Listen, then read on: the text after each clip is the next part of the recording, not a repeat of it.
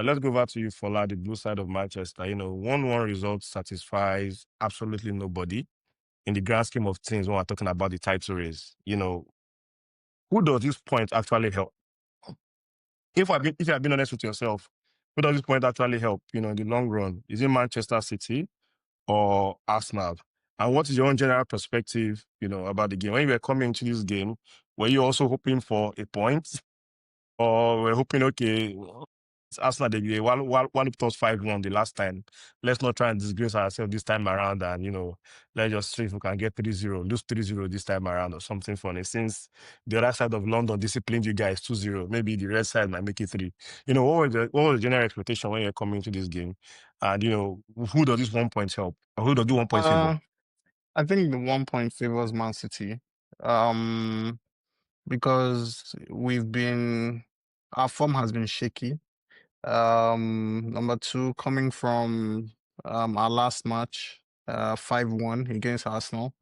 I think this favors us.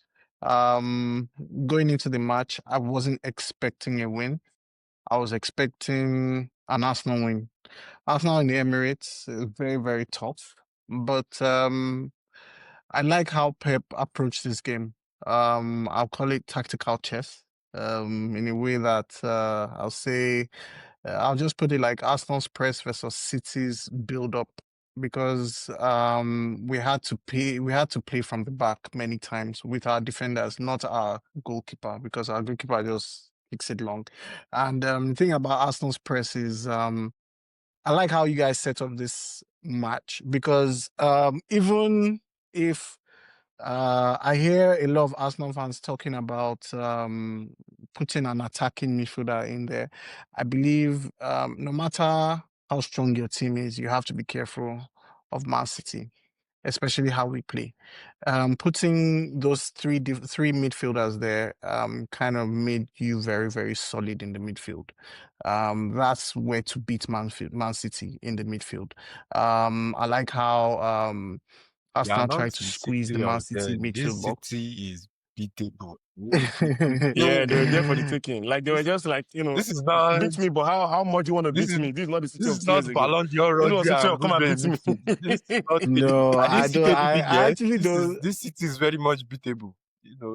We I don't don't know see. what's The thing careful in is, the Emirates. everybody always spoke about KDB, but KDB for the last 2 seasons hasn't been KDB. KDB has been injured for most of every season for the last 2-3 seasons, and he comes back February from his injury, and then he goes on a run till the end of the season. But to be honest, KDB is almost never with City from September to December or January.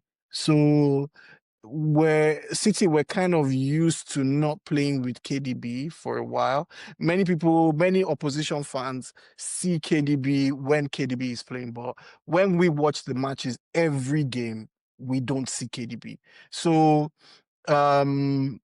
many times KDB also has a lot of misplaced passes, but we're not talking about KDB. We're really on this Arsenal Man City game. I feel like Arsenal had a solid midfield against Man City. That's why we could not break through them. That's why we could not press the way we wanted to press, because your press was much more effective than ours. I like how Arteta isolated Haaland. All the time he isolates Haaland. So Haaland really doesn't really have anything to do against Arsenal. Other games, Haaland comes in, Haaland is involved with the play, but this time it was totally different.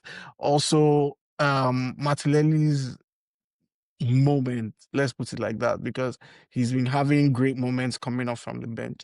Martinelli, I would say he's one of Arsenal's sharpest weapons this season, coming off the bench, especially also against Bilbao. I saw how effective he was.